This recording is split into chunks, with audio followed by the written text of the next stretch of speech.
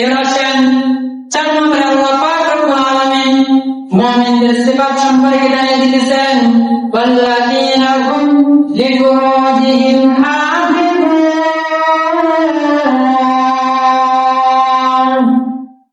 আল্লাহ পাক রব্বুল আলামিন বলেছেন ও আমার বান্দা শুনো তোমাদের ভিতরে প্রকৃত ঈমানদার হচ্ছে তারা যারা তাদের লজ্জাস্থানকে হেফাজত করবে। লজ্জাস্থানকে হেফাজত করবে, শুধু যে লজ্জাস্থানকে হেফাজত করে তাই না, নিজের চক্ষুদেরকে হেফাজত করা। কারণ জিনাল আইন নাজ রাসূলুল্লাহ সাল্লাল্লাহু আলাইহি ওয়াসাল্লাম বলেছেন এই যে চক্ষু দুইটা যে চিহ্ন আছে, এই চক্ষু দ্বারা যদি আমরা কোনো নারীর দিকে আকৃষ্ট হয়ে তাকাই তাহলে এটা দ্বারাও জিনার গুনাহ হবে, এটাও জিনার সমতুল্য।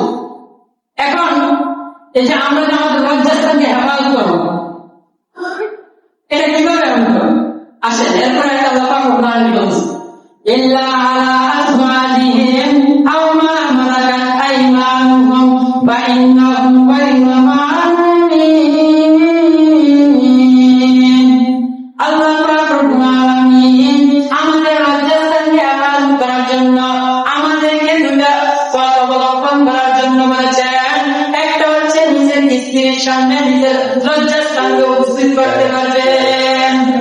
দ্বিতীয় নম্বর হচ্ছে আম্মা মালাকাত আইমানুহুম, যারা আপনাদের দাসী তাদের সাথে আপনার লজ্জাস্থানকে হেফাজত করা যাবে। এক নম্বর হচ্ছে নিজের স্ত্রী, 2 নম্বর হচ্ছে মালিকানা যে সমস্ত দাসী আছে, কিন্তু দাসী প্রচলন এখন আর নাই, ওটা হারাম হয়ে গেছে। এখন যদি আমরা আমাদের লজ্জাস্থানকে বাঁচাতে চাই তাহলে যে পথ অবলম্বন করতে হবে সেটা হচ্ছে বিবাহ। সেটা কি? বিবাহ। যখন তারা যুবকরা আজকে বড় গুনাহ করে ফেলে, তারা গুনাহ করে, আমরা গুনাহ করি, আমরা যে আমাদেরকে হেফাজত করতে পারতেছি এটা কিন্তু না। আমরা অনেক সময় দ্বিধাদ্বন্দ্বের ভিতরে পড়ে যাই, কারণ আমরা এমন একটা পর্যায়ে এসে উপনীত হয়েছি যে এই পর্যায়টা খুবই খারাপ, এই পর্যায়ে ঈমানটা টিকে রাখা খুবই কঠিন।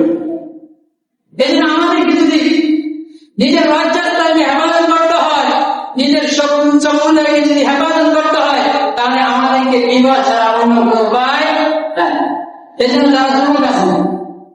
যারা যুবক আছে তাদের প্রতি মাতা পিতা দৃষ্টিপাত করতে হবে যে আমার ছেলেটা যে বয়স হয়ে যাইতেছে, আমার ছেলেটা যে 19 থেকে 20-25 বছর হয়ে যাইতেছে, 30 বছর পর্যন্ত হয়ে যায়, অথচ অনেক মাতা পিতা মনে করে সে যদি বিবাহ করে তাহলে আমাদের সংসারে চলে না।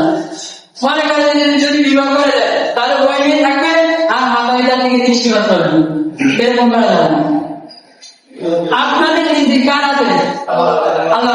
তার নীতি কার আছে? যে মেয়েটা আপনার সংসারে আসবে তার নীতি কার আছে? কোনো কিছুর জন্য বসে থাকে না, সবকিছু চলমান এবং চলমান থাকবে। এই জন্য যারা যুবক ভাই আছে তাদের প্রতি মাতা পিতা যারা আছেন তারা খেয়াল করবে আপনার ছেলেটা আগে কি ছিল, এখন কি হয়েছে।